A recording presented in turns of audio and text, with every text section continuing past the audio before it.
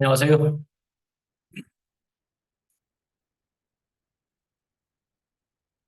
지금 딱 어울리는 말이 있죠. 꽃길만 걷게 해주겠다고 하는 이런 말이 좀 생각이 나는데요. 요즘 어딜 가도 꽃길입니다. 이제 뭐 벚꽃은 이미 지기 시작했고요. 이제 한창 있었는데 지난주까지는 이제 지기 시작하고 이제 뭐 영산호 여기 좀 화단에도 보게 되면 뭐 영산호 폈죠. 꽃잔디 뭐 저기 좀 멀리 나가면 뭐 조파 쌀이꽃이라고 하죠. 또 라일락 참 그 눈으로 보기에도 아주 그 형형색색의 아름다운 꽃들이 피었지만은 더 중요한 거는 향기잖아요. 예, 아름다운 향기를 나타내고 꽃잔디도 그 향이 아주 좋고 또 라일락도 그렇고 이런 것들을 보게 되면서 참 기분이 좋아지는 여하튼 계절입니다. 아직 꽃길을 걷지 못하셨다면은 꽃이 지기 전에 가셔서 꽃길을 걸으면서 그 향기도 맡으면서 여기 우리 기억 속에 또 한 페이지를 또 장식하는 그 어떤 시간들이 되기를 바랍니다. 예, 오늘은 함께 교제를 나눌 성경은 갈라디아서입니다.5장, 갈라디아서 5장 1절에서 26절 5장을 함께 나누도록 하겠습니다.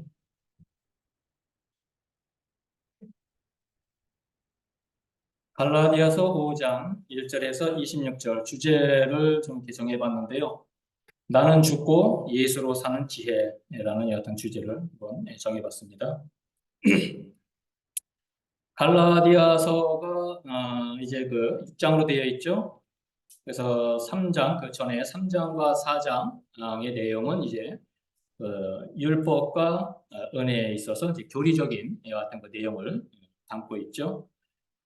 그리고 이제 5장과 6장에서는 이제 그 실제적인 어떤 그 내용, 그래서 실생활에서 우리가 이제 그 실행해야 될 어떤 그 말씀으로 이렇게 주시고 있는 것을 보게 됩니다. 그래서 3장과 4장을 이제 이론이라고 이렇게 본다면은 5장과 6장에서는 이제 실습입니다. 그래서 우리가 어떤 교육을 이제 이수하기 위해서는 자격증을 또 이렇게 취득하기 위해서는 이론이 먼저 이렇게 배우게 되죠. 이론을 배우게 되고 이제 실습을 하게 돼서 실습을 통과하게 되면은 이제 자격증을 이렇게 부여하는 것을 보게 되죠. 저도 운전면허증을 이제 취득한 지 꽤 오래됐지만요. 우리 운전면허증을 취득할 때도 이론이 먼저 이렇게 있게 되죠. 그래서 이론을 배우게 되고 이론만 배운다고 해서 우리가 운전을 할 수 있는 건 아니잖아요. 그래서 직접 그 실습을 해봐야 되는 거고 운전대를 잡고서는 우리가 운전을 해봐야 되는 것이 중요하죠. 그래서 이론과 실습이 이렇게 중요한 것을 보게 됩니다. 그래서 5장과 6장에 있어서는 이제 그 실습에 해당되는 것이고 우리가 실제적인 생활에서 우리가 또 실행해야 될 어떤 그 말씀으로 내용으로 구성되어 있는 게 이제 5장과 6장입니다.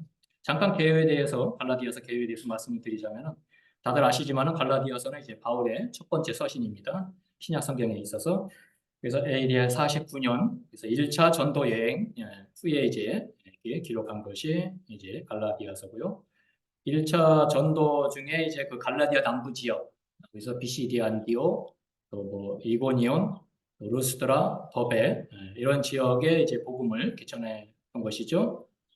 그래서 이렇게 복음이 전해진 곳에 이제 교회가 이렇게 세워진 것을 이제 또 보게 됩니다. 근데 이제 바울이 떠난 뒤에 이제 교회 갈라디아 지역에 있는 그 교회들의 이제 그 거짓 교사들이 이렇게 침투를 해서 다른 복음을 전하게 되는 이와 같은 일이 있었던 것을 보게 됩니다. 그래서 바울이 전한 여하튼 그 은혜의 복음, 믿음으로 말미암아 구원을 받는 여하튼 그 복음에서 변질된 그래서 더 추가가 되는 것이죠. 그래서 우리가 이제 5장 본문을 우리가 읽다 보면 이제 율법 또 할례 이런 것들 단어가 많이 이렇게 등장하는 것을 보게 됩니다. 그래서 그 거짓 교사들이 가르쳤던 추가해서 가르쳤던 것은 너희가 은혜로만 구원받을 수는 받지 못한다. 은혜로 구원받았으면은 더 확실한 것은 이제 모세의 율법을 할례를 받아야 된다. 그래야만이 더 확실하다라고 이와 같이 가르침으로 인해서 이제 그 할례를 받아야만이 더 확실한 구원이라고 이렇게 가르쳤던 여하튼 그 내용이 다른 복음인 것을 이제 보게 됩니다. 그런 이제 사상들이 있었던 것을 보게 되고 또 그들이 주장한 것은 이제 그 바울의 이제 그 사도권이 이제 도전을 하게 되는 그와 같은 행위였던 것을 보게 됩니다. 그러면서 이제 그 바울과 갈라디아 교회 성도들 간의 그 신뢰 관계를 이제 깨뜨리려고 하는, 무너뜨리려고 하는 이와 같은 어, 저희가 있었던 것을 보게 되고 또 그 믿음의 확신, 은혜로 구원함을 받는 그 믿음의 확신을 이제 의심하게 하는 못 갖게 갖지를 못 갖게 하는 믿음의 확신을 갖지 못하도록 하게 하는 이와 같은 목적이 그들에게 있었던 것을 보게 됩니다.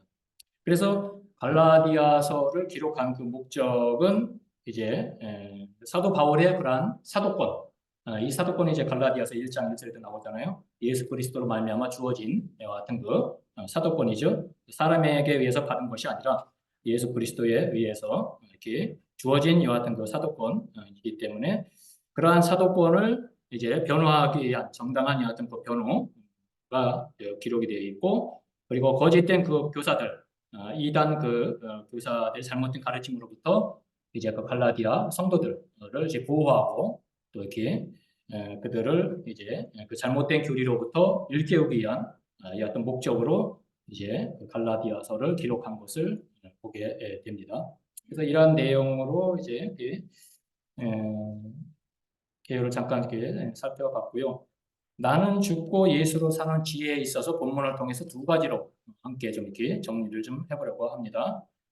그래서 첫 번째 이제 그 지혜에 있어서 중요한 것은 이제 1장 5장 1절에서 15절에 있는 내용을 이제 보시게 되면은 5장 1절에서 15절에 있는 내용 보게 되면은 이제 그 속박이라는 여하튼 그 내용이 이제 이렇게 담겨져 있는 것을 보게 됩니다. 멍에. 그래서 5장 1절에서도 그리스도께서 우리를 대신하여 우리를 자유케 하려고 자유를 주셨으니 그러므로 굳건하게 서서 다시는 종의 몽에를 매지 말라라고 이와 같이 권면하고 있는 것을 시작하는 것을 보게 됩니다. 그래서 속박이 아닌 자유인데 그 자유를 우리가 어떻게 그 자유 안에서 생활을 해야 되느냐 그 자유의 선용에 대해서 좀 이렇게 첫 번째로 살펴보기를 원합니다. 1절에서 6절에 있는 내용을 잠깐 말씀을 드리자면은 1절에서 6절에 있는 내용 거기는 이제 율법은 종의 멍에를 다시 매게 하는 것이다. 1절에서 이렇게 말씀하고 있죠. 그러면서 이제 자유케 하신 그리스도를 아는데 아무 유익이 없다라고 이와 같이 또 2절에서 또 같이 말씀하고 있는 것을 보게 됩니다. 그래서 은혜에서 또 떨어지게 하는 것이다.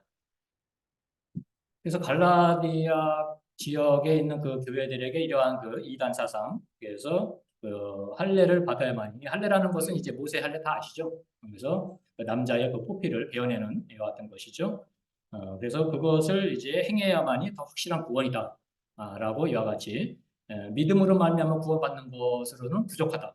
더 확실한 것은 모세의 율법을 행해야 된다라고 이와 같이 그들은 가르쳤던 것을 보게 됩니다. 그래서 그러한 것으로 인해서 교회 가운데 분쟁이 있었어요. 싸움이 있었고 다툼이 있었고 그와 같은 일들이 교회 가운데 있었던 것이죠. 그래서 그것을 옹호하는 사람들, 그것을 반대하는 사람들, 이러한 사람들로 인해서 교회가 시끄럽고 분쟁이 있었고 서로 다투고 격동하는 이와 같은 그런 분위기가 이렇게 조성이 된 것을 볼 수가 있습니다. 그래서 그와 같이 1장 1절에서 6절까지는 그리스도를 율법을 종의 멍에를 매는 것은 다시 종로로 율법으로 돌아가서 다시 종로로 살려고 하는 것은 그것은 다시 자기 스스로가 종의 멍에를 매는 것이다. 우리가 그 멍이라는 거 아시죠? 그 소가 일을 하게 될 때 그 소 목에다가 이렇게 거는 게 있잖아요. 그걸 멍이라고 합니다. 그래서 소를 이제 이렇게 일군 농부가 이제 소를 이렇게 조정을 하게 될 때에 이때 그 줄을 잡고 있으면서 그 줄로 이제 치면서 이제 오른쪽으로 가고자 하면은 오른쪽 줄, 또 왼쪽을 치면 하여튼 그런 그 소를 이렇게 움직이기 위한 소를 그렇지 자기가 원하는 대로 방향으로 움직이기 위한 것이 이제 줄이고 그 멍에를 씌움으로 인해서 그와 같이 그 소를 이제 움직이게 할 수 있는 것이죠. 소에게 있어서는 어떻게 보면 그게 멍에잖아요. 자기 마음대로 하지 못하고 주인이 원하는 대로 해야 되기 때문에 가라는 데는 가야 되고 서라면 서야 되고 이러한 멍에를 이제 갈라디아 교회들이 바울이 전하여준 이와 같은 그 은혜 복음을 통해서 자유를 얻었는데 그 자유를 지키지 못하고 그 자유를 다시 변질시키는 이와 같은 다른 복음이 들어옴으로 인해서 그들이 다시금 멍에를 쓰게 되는 그 자유를 누리지 못하고 자유가 아닌 멍에를 다시 이렇게 그들이 쓰게 되는 이와 같은 어려운 가운데 있었던 것을 보게 될 때 그와 같이 종의 멍에를 다시 매는 것은 그것은 그리스도를 아는 데 있어서 아무런 유익이 없다. 주님을 알아가는 데 있어서 아무런 유익이 없다. 물론 이제 우리가 요한복음에서 보게 되면은 이제 주님의 그 멍에를 매라고 그러잖아요.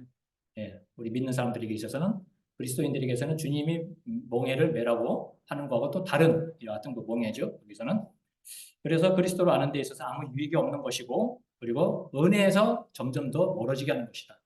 떨어지게 하는 것이다. 예, 라고 이와 같이 6절에서는 이렇게 말씀하고 있는 것을 보게 되고 7절에서 12절에 있는 내용을 또 보시게 되면은 율법은 이제 진리에 있어서 진리를 불순종하게 하는 것이다. 진리에 있어서 불순종하게 한다. 라고 기록을 하고 있고 또 하나님에게서 난 것이 아니다. 예. 그 같은 그 율법은 바울이 전하여 준 것은 하나님께로부터 받아서 전해 준 것인데 이 다른 복음은 하나님께서 난 것이 아니다. 이건 사람의 지혜에 있어서 난 것이고 그리고 율법은 누룩과 같다. 번지게 하는 것이잖아요. 누룩. 전에 저도 뭐 어렸을 때 어머니가 이제 찐빵을 좀 많이 만들어 주셨어요. 찐빵. 그래서 이제 팥을 넣고 집에서도 이렇게 찐빵을 만들어 먹었잖아요. 옛날에는. 그래서 거기다 이제 그 베이킹 파우더 그런 거 소다 그런 걸 넣고서는 부풀게 하는 것이잖아요. 반죽을. 그래서 이제 아랫목에다가 이불로 덮어가지고 저기 놓으면은 어느 좀 시간이 지나면 이렇게 부풀어 오르는 이와 같은 것들을 이렇게 기억이 나는데요. 그렇게 누룩과 같다는 것이죠. 율법은 아주 조그마한 것이 전체를 그와 같이 포장하게 되는 부풀게 하는 이와 같은 것이 되는 것이고 이것은 유익한 것이 아니고 해롭게 하는 이와 같은 누룩이 되는 것이죠. 율법은 심판을 초래하게 되고 그 장애물과 혼란을 야기한다라고 7절에서 12절에 있는 내용이 그러한 내용을 담고 있습니다. 그래서 여기서도 본문에서도 보게 되면은 그들이 이 거짓 교사들이 그와 같이 갈라디아 교회에 다른 복음을 전하고 했던 것은 이제 좋은 의도가 아니었어요. 그것은 좋은 의도가 아니고 선한 의도가 아니라 하나님이 원하는 것 같은 그 의도가 아니라 사람의 생각에 의해서 사람의 지혜로 인해 가지고 어떻게 보면 이제 사탄이죠. 사탄의 전략이죠.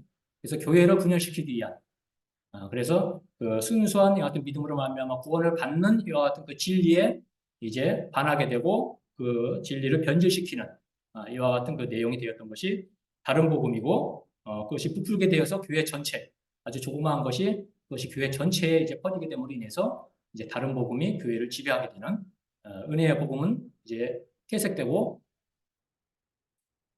율법을 지켜야만이 할례를 받아야만이 구원을 받을 수 있다라는 진정한 구원이다라는 이와 같은 그 구원론이 이제 교회를 이렇게 점령하게 되는 이와 같은 그 목적이 바로 이들의 거짓 교사들에 있어서 그것이 최대의 목적이었던 것을 보게 됩니다. 그래서 이와 같이 7절에서 12절에 있는 내용은 그러한 내용이고 또 세 번째로 마지막은 13절에서 15절에 있는 내용을 보시게 되면은 그 내용은 이제 사랑으로 서로 섬길 자유를 말씀하고 있는 것을 보게 됩니다. 13절에서도 그와 같이 말씀하고 있죠. 형제들아, 너희가 자유를 위하여 부르심을 받았으나 그러나 그 자유로 육체의 기회를 삼지 말고 오직 사랑으로 서로 종노릇하라 라고 이와 같이 바울 사도께서는 권하고 있습니다. 그래서 그 다른 복음에 있어서 대항할 만한 그 다른 복음에 있어 대항할 만한 것은 이제 오직 한 가지 방법인데 그것은 무엇이냐? 사랑 안에서 종노릇하는 것이죠. 그래서 우리가 주님으로 예수 그리스도로 살아가는 지혜에 있어서 첫 번째가 사랑으로 종노릇하는 것이죠. 예.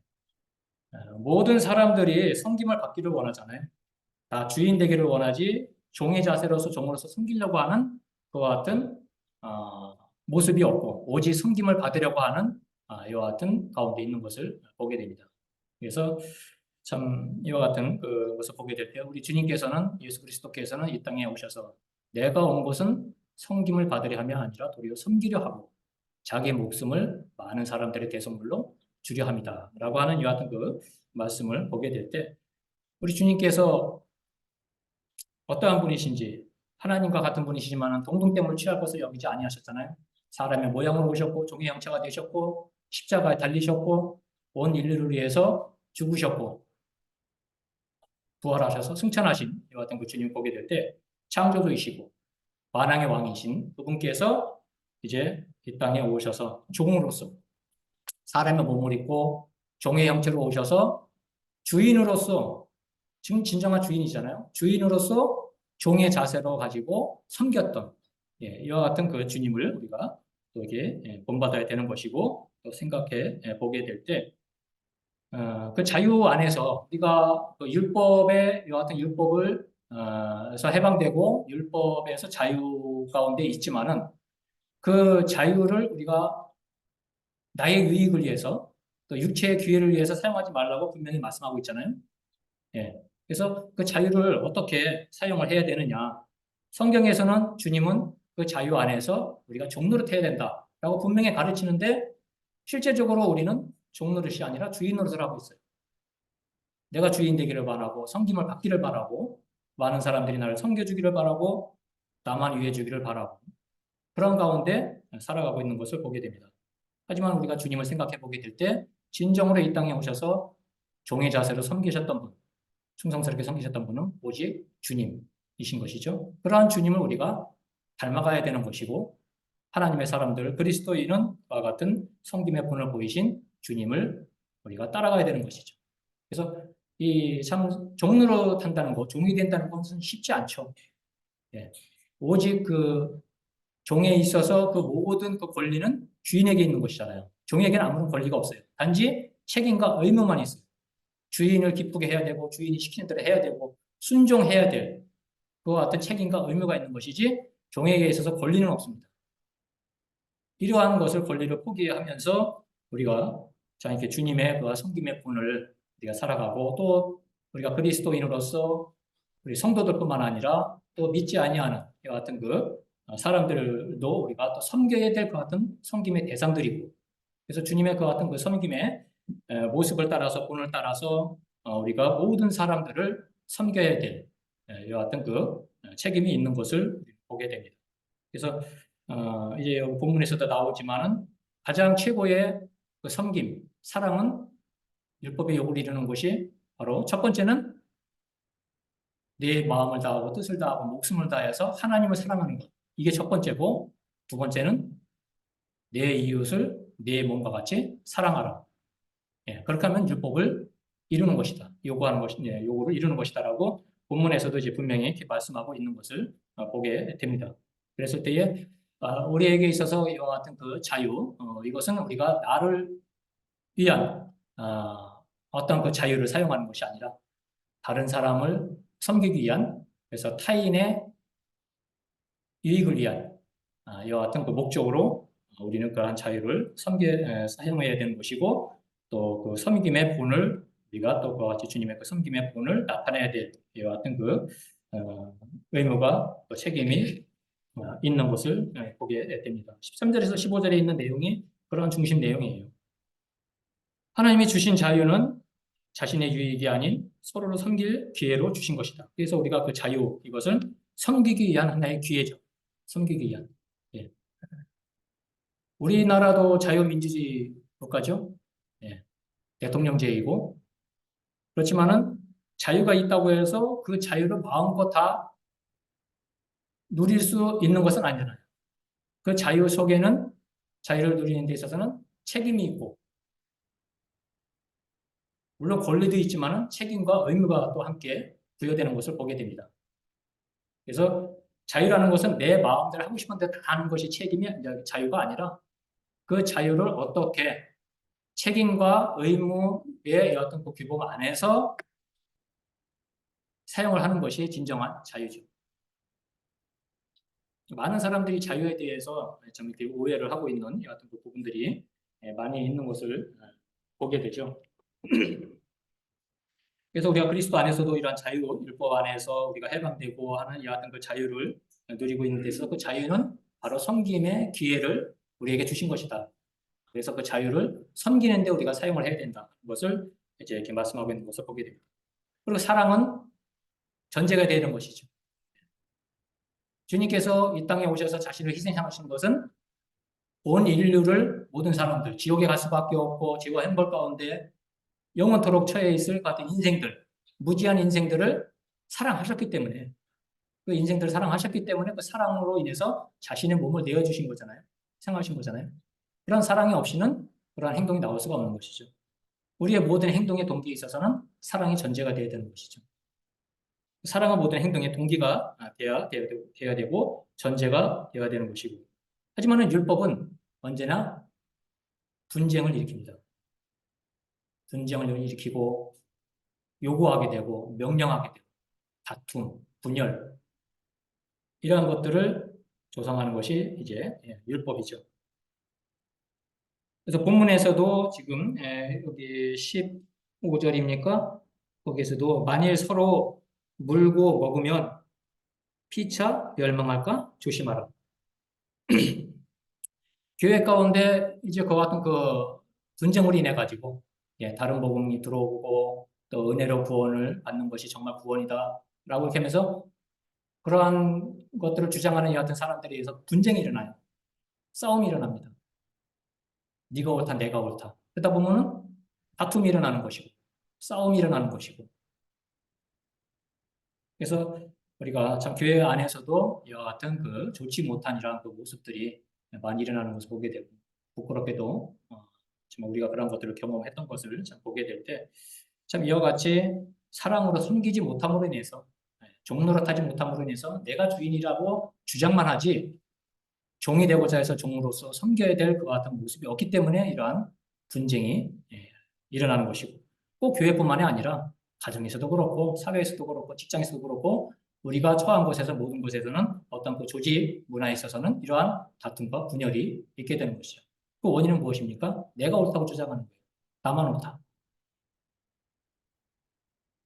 그래서 갈라디아 교회의 이러한 그 모습을 보게 될 때 1절에서 15절까지에 있는 내용은 이와 같이 속박이 아닌 멍해가 아닌 자유 그 자유를 우리가 어떻게 사용할 것이냐 그 자유 안에서 우리가 사랑으로 서로 종로로 해야 되는 것이다. 이것이 우리가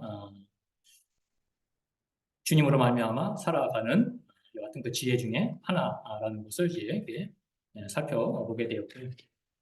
이제 그 이웃에 대해서 한번 살펴보겠습니다. 그 성경에서 이웃을 이제 어떤 의미로 이제 가르치고 있는지 우리에게 말씀하고 있는지에 잠깐 그 이웃에 대해서 설명을 좀 말씀을 드리자면은 이제 국어사전을 찾아봤어요. 이웃이 국어사전에서는 어떻게 말씀하고 이렇게 기록되어 있나 봤더니 나란히 또는 가까이 있어서 경계가 서로 붙어 있음, 집이나 사람 이런 걸 가리키는 것이죠. 그래서 국어사전에는 그와 같은 뜻으로 이렇게 나와 있습니다.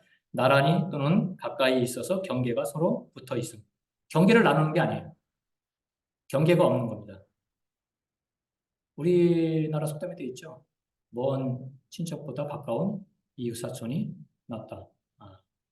라는 이런 말이 있는데 물론 뭐 시대에 따라서도 그것은 지금 변해가는 것을 좀 보게 됩니다.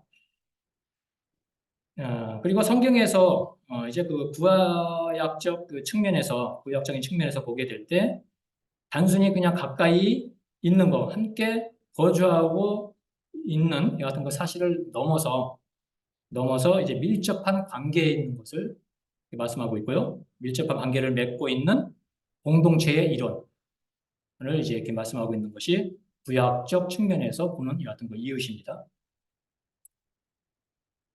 더 자세하게 말씀을 드리자면 이제 그 가나안 정복을 통해서 이제 여호수아 이후에 이제 그 가나안 땅을 분배를 하게 되잖아요. 12지파, 12지파에게. 그래서 그 땅을 분배하고 또 그 땅을 이제 상속하고 계속 유지하기 위한 것이 이제 계속해서 그 주님께서 또 말씀을 주시잖아요. 그들에게 어떻게 하라는 것에 대해서. 또 12지파에게 또 각각의 땅들을 이렇게 나누어 주고 하는 이와 같은 그 모습을 우리가 모세 오경을 통해서 우리가 이렇게 살펴볼 수가 있는데, 그런 땅의 분배와 상속을 유지하는 데 있어서 또 그 이웃이라는 그러한 의미의 그런 것들이 또 들어가고요. 이웃과의 장기 계약의 관계. 그래서 그 12지파, 이스라엘의 그 12지파는 남이 아니잖아요. 혈육이잖아요. 형제들이잖아요. 그죠? 예. 그러한 이웃들인데 땅을 분배를 하면서 이제 주님께서 경계를 나눈 것이 아니라 그들에게 땅을 분배를 해주면서 서로 공동체로서 함께 거주하는, 서로 밀접한 관계를 유지하면서 유대 관계를 맺으면서 함께 하나님을 섬겨야 될, 경배하게 하나님을 하나님만을 섬겨야 될 그와 같은 목적으로 하나님께 적과 우리는 그러한 가나안 땅을 이렇게 그들에게 주셨던 것을 우리가 볼 수가 있죠. 그러면서 그러한 이웃과의 그러한 장기적인 이 같은 그 계약의 관계가 이렇게 구약의 측면에서는 이렇게 구체적으로 또 이렇게 들어 있고요. 언약적인 어떤 의미로 이렇게 좀 살펴보게 되면은 이웃과 형제는 하나의 동의어다. 이웃과 형제. 그래서 동의어로 표현되는 것을 보게 되고요. 민수기입니까 어디에 보게 되면은 에서도 너의 형제다 라고 이렇게 말씀하고 있습니다. 근데 원수지간이잖아요. 솔직히 이스라엘과는 에돔 족속들. 하지만 주님께서 하나님께서 말씀하시기를 그도 너의 형제다 라고 이렇게 말씀하고 있습니다. 그래서 원형적인 의미로 보게 될 때는 이웃과 형제는 동의어로 표현이 되고 있고, 또 이스라엘 사람들에게 있어서 유대 관계로 설명되는 사이적 관계. 그래서 하나님께서 그렇게 땅을 분배하고 또 그러한 이스라엘을 하나님께서 그대로 택하셔서 선민을 삼으시고 하셨던 것은 그들에게 있어서 하나의 공동체를 이루고 하나님의 선민을 공동체를 이루고 또 밀접한 관계를 맺으면서 사회적 관계를 맺으면서 함께 살아가는 것을 말씀하고 있는 것이죠. 따로따로 하는 경계를 나누어서 그들이 따로따로 각자의 삶을 사는 것이 아니라 하나의 목적을 가지고 한 마음으로 같이 하나님 아래 하나님의 말씀에 순종하면서 하나님의 선민으로서 그들이 하나님만을 섬기는 가운데 그렇게 거주하고 살아야 되는 이와 같은 그 목적으로 가나안 땅을 하나님께서 이렇게 허락하신 것을 보게 될 때, 이웃이라는 이와 같은 그 의미로 보게 될 때 그와 같이 형제라는 이와 같은 그 뜻이 담겨져 있다는 것을 볼 수가 있습니다. 이런 것을 살펴보게 될 때 우리에게 있어서 또 우리가 믿는 성도들만, 주님 안에서 구원받고 거듭난 성도들만은 우리가 형제다, 자매다, 하나님의 자녀다라고 이와 같이 단정하기는 어려운 것이죠. 하나님은 우리들만 사랑하는 것이 아니라 믿지 않는 사람들, 하나님을 대적하는 사람들, 이러한 사람들도 하나님께서 사랑하시는 거예요. 자비를 베푸시고 긍휼을 베푸시고 그들을 위해서도 주님께서 십자가에 달리신 거고 피를 흘리신 거고, 단지 그들이 그것을 모르고 있는 것뿐이지 우리도 몰랐잖아요. 우리가 주님 안에 들어와서 이제 믿음을 통해서 이제 알아가는 것이고, 아는 것이지 안 것이지, 우리가 처음부터 태어나면서부터 하나님에 대해서, 예수 그리스도의 십자가의 구속의 사역에 대해서 우리가 알고 태어난 건 아니죠. 그랬을 때에 우리에게 있어서 이웃이라는 그와 같은 그 개념을 생각해 보게 될 때 하나님의 이와 같은 그 측면에서 하나님의 생각에 또 하나님의 그런 입장에서 우리가 이웃들을 이렇게 바라봐야 되는 것이고 생각해야 되는 것이고 섬겨야 될 이와 같은 그 대상이라는 것을 또 우리가 생각해 볼 수가 있는 것이죠. 한 가지 예를 들어 보게 되면 누가복음 10장 29절에서 37절에 있는 내용을 보시게 되면 아시겠지만 그 선한 사마리아인에 대한 그 비유가 나오잖아요. 거기 보게 되면은 이제 어떤 사람이 예루살렘에서 여리고로 내려가다가 강도를 만나게 되죠. 그래서 거반 이제 반은 죽게 됐어요. 다 뺏어가지고 물건 다 뺏고 도망가고 이제 그 사람은 죽게 됐는데 땅바닥에 늘어져 있는데 누가 지나갑니까? 세 사람이 지나가죠. 제사장이 지나가죠. 제사장이 보고서는 그냥 지나갑니다. 레위인이 지나가죠. 레위인도 보고 그냥 지나갑니다. 마지막에 사마리아 사람이 지나가면서 그를 불쌍히 여기면서 그에게 기름 가지고 있는 것을 이렇게 상처에 붓고 싸매주고 그렇게 하면서 그냥 간 게 아니라 그를 태워가지고 주막으로 가서 그를 보살펴 달라고 주인한테 얘기를 하잖아요. 그러면서 떠나게 되는 것을 보게 되죠. 물론 이제 거기에 대한 이제 말씀은 비유는 이제 어떤 그 율법 학자입니까? 그 사람이 주님한테 내가 어떻게 해야만 영생을 얻겠습니까? 라고 이제 질문을 하게 되잖아요. 그랬을 때에 이제 주님께서 거기에 대한 이제 비유를 말씀해 주는 것이죠. 그러면서 주님께서 말씀하시기를 이제 그 사람이 그 율법 학자도 다 알고 있었어요. 어떻게 해야만이 자기가 이제 이웃이 정말 되는 그런 진정한 이웃은 모르고 있었지만은 그냥 머리로 이론만은 좀 알고 있었던 것이죠. 그래서 율법에 대한 것은 모든 걸 알고 있었어요. 마음을 다하고 뜻을 다하고 목숨을 다해서 내 하나님을 사랑하고 내 이웃을 사랑하라라고 했습니다. 라고 이렇게 대답을 하잖아요. 그 사람이. 그랬을 때에 이제 주님께서 그 사람에게 이제 비유로 말씀해 주시는 것이죠. 그랬을 때에 누가 진정한 내 이웃이 되겠느냐에 대한 여하튼 그 의미로 이와 같은 비유, 선한 사마리아 비유를 통해서 말씀해 주시는 것을 보게 될 때 이 세 사람 중에 과연 그 강도 만난 사람의 이웃이 누구냐? 주님이 또 물어보시잖아요. 이 사람도 알고 있어요. 자비를 베푼 사람이다. 알고는 있지만은 뭐예요? 머리로만 알고 있지 그게 행동으로 옮겨지지 않고 있는 사람이 있어요. 그러니까 이론만 빠삭하지 실습에 있어서는 전혀 실제적인 같은 생활에 있어서는 영생을 얻을 만한 그 삶을 살지 못한다는 것이죠. 주님께서 그 같은 비유로 선한 사마리아 비유를 이렇게 말씀해 주시고 자비를 베푼 사람이 정말 너의 진정한 강도의 진정한 이웃이다. 너도 가서 그렇게 하라는 것이잖아요. 우리가 자칫 정말 이렇게 주님의 말씀을 좀 알고는 있으면서도 실제적인 생활과 삶에서 그것을 실천하고 행하고 하는 이 같은 데 있어서는 좀 부족하고 어떻게 보면 약합니다. 저 자신도 그래요. 근데 꼭 그렇지라고 그것을 인정하고 이렇게 해서는 안 되잖아요. 이론도 중요하지만 이론 못지않게 우리가 실제적인 그 같은 것이 실습에서 실제적인 생활에서 행동으로 나타나게 될 때 그것이 어떻게 보면 전도라는 것도 그래요. 사람들을 모아놓고서 우선 복음을 선포해야만이 그게 전도가 아니잖아요. 우리가 실제적인 생활을 하면서 내 옆에 누가 사는지, 또 내 주위에 누가 있는지, 직장, 가정, 내가 살고 있는, 내가 처해 있는 그 모든 것에서 나와 유대 관계를 맺고 있는, 대인 관계를 맺고 있는 그 모든 사람들에게 있어서 정말 이와 같이 자비를 베푼 이와 같은 사마리안과 같이 그와 같이 우리가 실제적으로 주님의 말씀에 순종하면서 살아간다면 입을 열어서 그리스도를 전하지 않는다 하더라도 그 사람들이 다 알아요. 아, 저 사람은 정말 그리스도인이다. 저 사람은 정말 믿는 사람이다. 인정을 합니다. 그러한 삶이 우리들에게 있어서 정말 중요한 삶이고 어떻게 보면 그게 정말 효과적인 전도가 되는 것이죠.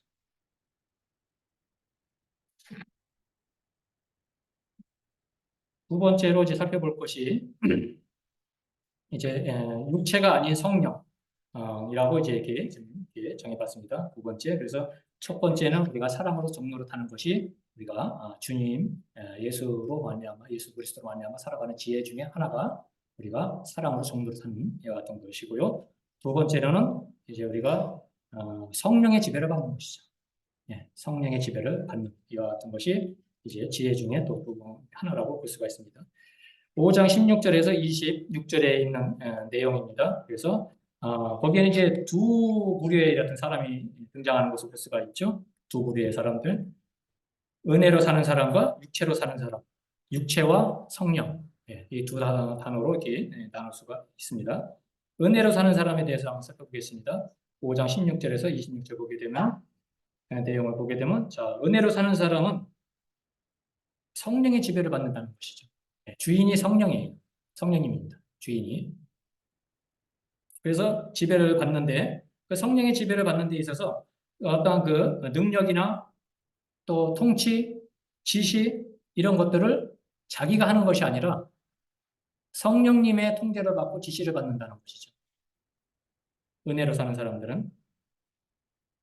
그러면서 중요한 것은 열매를 맺어요. 성령의 지시를 받고 성령의 지배를 받는 사람은 그 안에서 풍성한 열매를 맺습니다. 과수 농가를 하시는 분들, 요즘 이제 기후가 이상기후가 되다 보니까 이 과실이 정말 이렇게 풍성하게 맺지는 못하잖아요. 이 사과가 비싸진 이유가 그거예요. 금사과를 하잖아요. 이 기후 때문에, 날씨 때문에.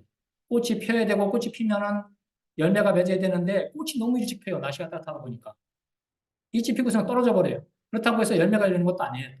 그러다 보면 또 꽃이 피었다가 냉해, 갑자기 그냥 추운 날씨 와가지고 우박이 온다든가 떨어진다든가 꽃이 다 떨어져 버려요. 열매를 맺지 못하잖아요.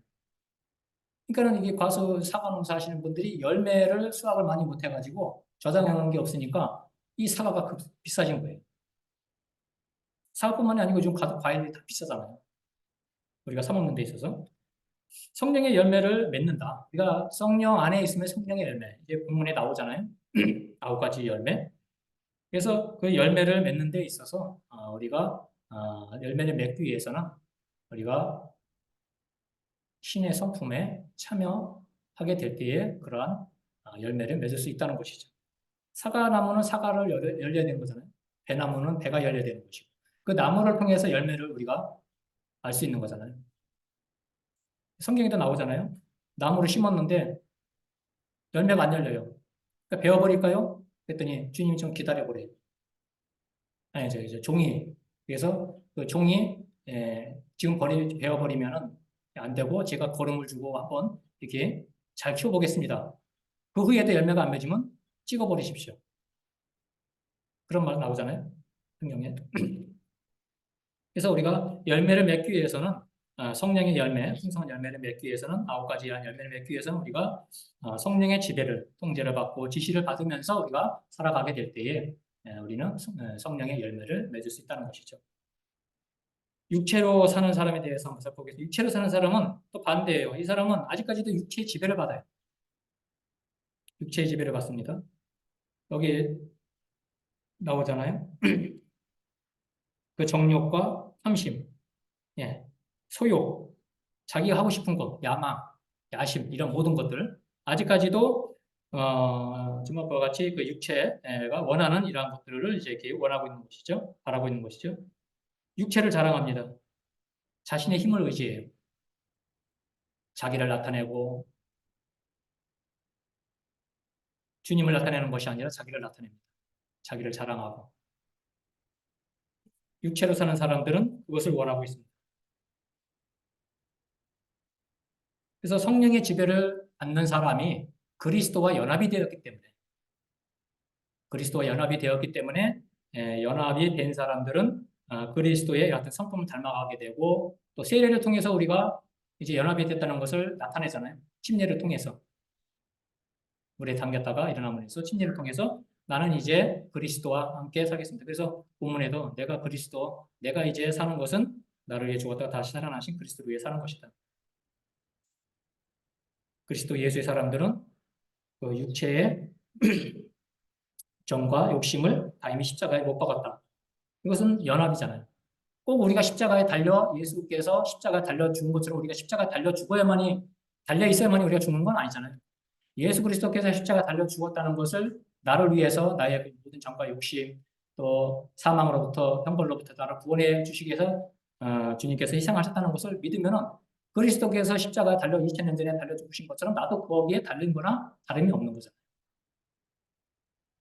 그러기 위해서는 이제 그리스도께서 사흘 만에 부활하셨던 것처럼 우리에게 있어서 부활의 어떤 한 거고 이제 그 침례를 통해서 우리가 눈으로 보는 어떤 교회 가운데서의 그 같은 목적은 침례를 통해서 우리가 그와 같은 것을 보여주는 거잖아요.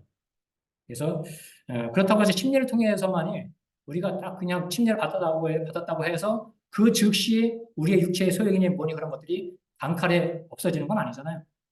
우리는 죄성이라는 게 가지고 있습니다. 우리가 몸을 가지고 있기 때문에 주님 오시는 그날까지 최종적인 구원을 우리가 얻기까지 우리는 우리의 죄성이 있고 육체의 소욕이 있고 육체대로 또 우리가 행할 수도 있습니다.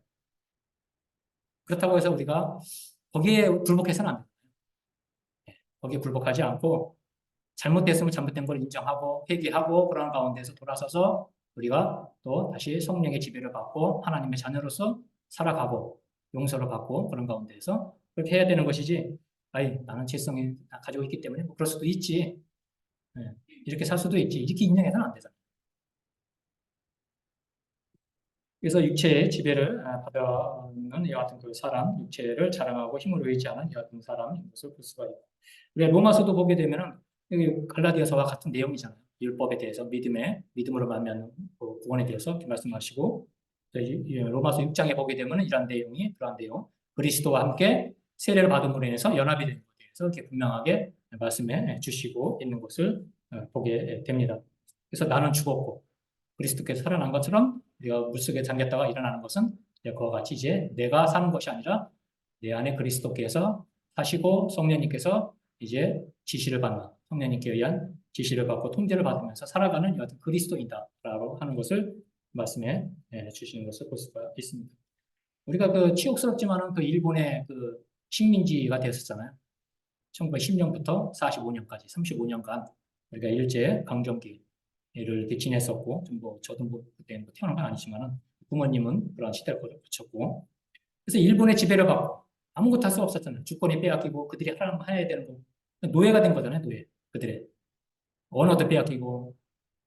그러면서 완전히 그냥 한국을, 우리 대한민국을 일본화 하려고, 식민지화 하려고 많은 애를 썼잖아요, 그 사람들이.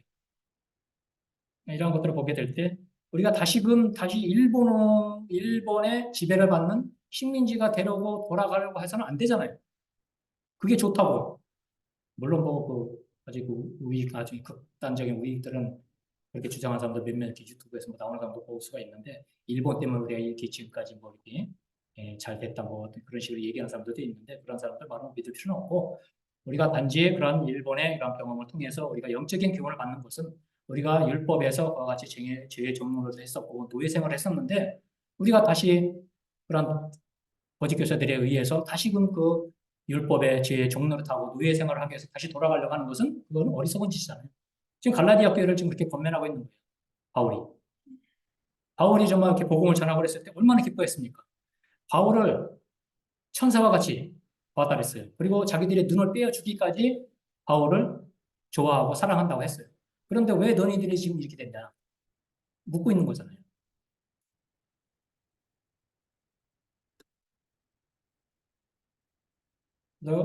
육체로 있는 사람들은 하나님을 기쁘시게 하지 못한다. 그들은 하나님의 기업을 이을 수가 없는 사람들이라고 이렇게 말씀하고 있는 것을 볼 수가 있습니다.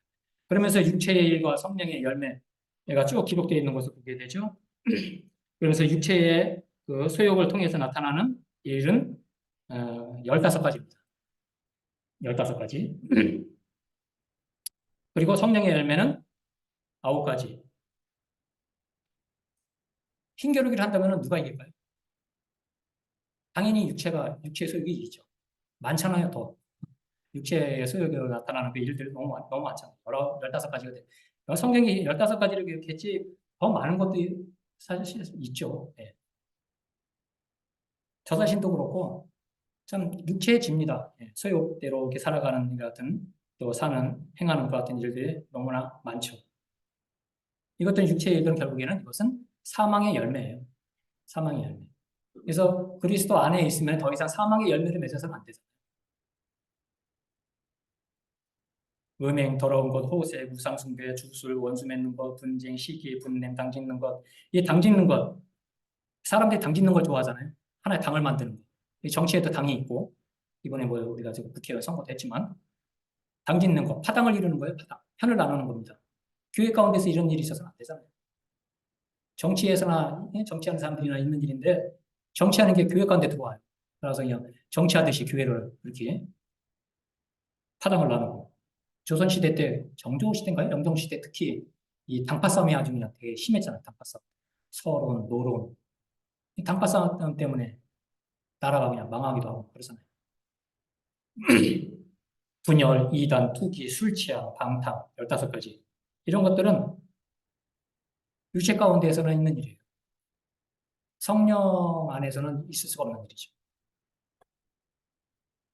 성령의 열매, 사랑, 희락, 화평, 오래 참음, 자비, 양선, 충성, 온유, 절제, 9가지. 하나님을 위한 열매입니다. 하나님을 위한. 나를 위한 열매도 아니고 하나님을 기쁘시게 하는 열매. 성령의 지시를 받고 통제를 받고 성령 안에 우리가 살면은 당연히 이와 같은 열매. 우리가 그 고린도전서 13장입니까? 거기도 사랑에 대한 그 많은 것들이 나오잖아요. 이런 것들이 이제 그리스도로 말미암아 그리스도 안에서 그분의 인성과 신성에 해당되는 그러한 아름다운 그 열매들이 우리가 주님의 멍에를 매게 될 때도 주님의 멍에를 메고 우리가 배우게 될 때도 이러한 열매가 열리게 되는 것이죠. 그래서 줄다리기를 하게 되면 행결을 하게 되면 당연히 육체의 소욕이 이기죠. 근데 우리가 성령의 열매가 더 특히 지속적으로 열리게끔 맺히게끔 하는 이와 같은 그 삶. 그래서 성령의 지배를 우리가 어떻게든지 성령의 지배를 받는 것이 이것이 우리가 예수로 사는 지혜입니다. 내가 그리스도와 함께 십자가에 못 박혔느니 그런즉 이제는 내가 산 것이 아니요 오직 내 안에 그리스도께서 사신 것이라. 아까도 우리가 찬송 불렀잖아요. 알고만 있는 게 아니라 그러한 삶이 되게끔 우리가 실생적인 생활 속에서 그렇게 성령의 지배를 받는 삶이 되어야 되잖아요. 이 풍성한 열매, 이런 열매를 그런 것이고. 요한복음 15장에서도 포도 열매가 맺히는 그 원리에 대해서 말씀해 주시고 있잖아요. 포도 열매가 풍성히 열리기 위해서는 가지에 붙어 있어야 되거든요. 가지에 붙어 있지 않으면 열매를 맺을 수가 없어요. 부러져 있다든가 꺾여져 나갔다든가 하면 열매를 맺을 수가 없는 겁니다. 말라서 사람들이 주사가 불쏘시개 쓴다 그러잖아요. 오직 그 원 가지에 붙어 있어야만이 충실한 열매를 맺을 수 있는 것이고 그 뿌리에서부터 양분을 받아서 열매를 맺히는 것이죠. 포도 열매를. 그래서 15장에서 그와 같이 말씀해 주시면서 우리로 하여금 그 가지에 우리가 충실하게 붙어 있어야 될 것을 풍성한 그 탐스러운 열매를 맺는 이와 같은 그 그리스도인의 삶이 필요하다는 것을 이렇게 말씀해 주시는 것을 보게 됩니다. 그래서 로마서 6장 12절과 13절 거기도 보게 되면 이제 한번 찾아볼까요? 로마서 6장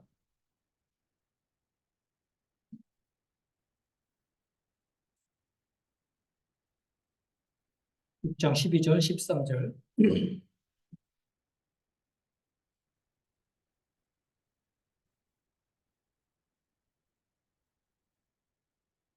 6장 12절 그러므로 너희는 죄가 너희 죽을 몸을 지배하지 못하게 하여 몸의 사욕에 순종하지 말고 또한 너의 지체를 불의의 무기로 죄에게 내주지 말고 오직 너희 자신을 죽은 자 가운데서 다시 살아난 자와 같이 하나님께 드리며 너희 지체를 의의 무기로 하나님께 드려라.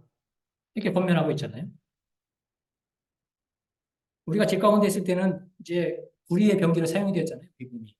사망의 열매를 맺고 계속해서 끝없이 그냥 추락하는 떨어지는 그와 같은 그 사망의 삶을 살았었는데 이제는 그리스도와 함께 십자가에 못 박혀서 우리가 그분과 함께 죽었고 다시 살아났으면은 이제 우리가 더 이상 사망의 열매를 맺어서는 안 되죠. 인식하는 게 참 중요한 것 같아요. 인식하면서도 알면서도 그거를 그냥 묵인해버리는 거, 방관하는 거. 이게 더 잘못된 것이죠. 살아가면서 내가 정말 이렇게 살아서는 안 되겠구나. 내가 그리스도인인데 주님과 함께 십자가 못 박혔는데 내가 이렇게 이러한 행동을 해서는 안 되는구나. 라는 걸 알았으면은 회개를 해야 되잖아요. 주님 앞에 엎드려 회개하고 잘못을 인정하고 용서를 받고 말씀을 통해서 용서를 받고 격려가 되고 응원이 되는 말씀을 통해서 다시금 이제 주님을 배워나가고 닮아가고 그래서 베드로 후서에도 전서죠. 거기에도 보게 되면은 물은 너희를 구원하는 표다라 했잖아요. 그렇다고 십계를 받는다고 해서 바로 육체에 더러운 것이 제어져 버리는 것이 아니라고 했잖아요. 하나님의 선한 양심을 닮아간다고 했어요. 그래서 우리가 침례를 통해서 교회 가운데 더해지면은 바로 그냥 뭐 어떤 영광스러운 천사와 같이 우리가 이렇게 변하고 뭐 아주 자비하고 뭐 그냥 그러한 저희가 아니라 우리 삶 속에서 알게 모르게 다 그러한 것들이 죄성들이 있고 근데 중요한 것은 뭐냐 우리가 그러한 것을 그렇게 한다고 해서 그대로 그냥 살아가서는 안 되는 묵인해서는 안 되는 그런 죄 가운데 살아가는 삶이 되어서는 안 되는 거고 하나님을 닮아가는 삶이 되어야 됩니다. 하나님의 성품, 주님의 성품, 신의 성품 하나님의 선한 양심을 우리가 닮아가는 거잖아요. 그래서 그러한 과정이 필요한 것이죠. 최종적인 우리의 그 영화로운 구원은 주님이 오셔서 우리가 공중으로 휴가될 때, 그때가 이제 당장 우리가 최종적인 구원이 되는 것이잖아요. 아이가 태어났는데, 우리도 그랬지만, 태어났다고 해서 바로 곧바로 그냥 뭐 어른이 되고 뭐 그런 게 아니잖아요. 영아기, 유아기, 뭐 청소년기, 뭐 같은 이런 거 거쳐서 성장을 점진적으로 해 나가듯이 우리 그리스도인들에게 있어서도 주님을 닮아가는 데 있어서도 열매를 맺는 데 있어서도 침례를 받고 더해졌다고 해서 바로 열매를 맺고 그냥 성스럽게 뭐 이렇게 성자와 같이 보이고 뭐 하나님을 닮아가는 그런 적이 아니잖아요. 과정이 필요한 것이죠. 그러한 열매를 맺기 위한 그런 과정. 쉽지만은 않죠. 성령의 지배를 받고 성령 안에서 우리가 그렇게 육체의 소욕을 자제하고 죽이고 살아가게 될 때에 우리가 하나님의 여하튼 선한 양심을 닮아가고 그리스도의 여하튼 그 성품을 통해서 우리가 열매를 맺어가는 성령의 9가지 여하튼 그 열매를 맺으면서 살게 되는, 그러면서 주님을 위해서 살아가는 여하튼 그 지혜가 여기에 있다라는 것을 두 번째로 통해서 이렇게 살펴봤습니다. 우리 본문으로 돌아가서 갈라디아서 5장 13절과 24절을 함께 읽어보시겠습니다. 갈라디아서 5장 13절과 24절 함께 읽어보시겠습니다. 13절 시작. 형제들아, 너희가 자유를 위하여 부르심을 입었습니다. 그러나 그 자유로 육체의 귀를 삼지 말고 오직 사랑으로 서로 종노릇하라. 24절. 그리스도 예수의 사람들은 육체와 함께 그 정과 욕심을 탐심을 십자가에 못 박았느니라. 예, 말씀을 좀 기억하시기를 바라고요. 한 주일 동안 또 이렇게 정말 성령님 안에서 주님의 같은 그 지배를 받으면서 이렇게 풍성한 열매를 맺을 수 있는 그 같은 한 줄이 됐으면 합니다. 나무가 과실나무에서 꽃이 피고 뭐 백꽃이니 뭐 사과꽃이니 꽃이 피는 것은 열매를 맺기 위한 과정이거든요. 꽃만 폈다가 그냥 지는 게 아니잖아요. 꽃이 핀 다음에 열매를 맺습니다. 한 주일의 삶 속에서 같이 꽃이 활짝 피는 것 같은 생각 되시길 바라고. 우리 그 예배 찬송가 574장 아까 불렀는데 574장 부르면서 마치도록 하겠습니다. 예배 찬송가 574장.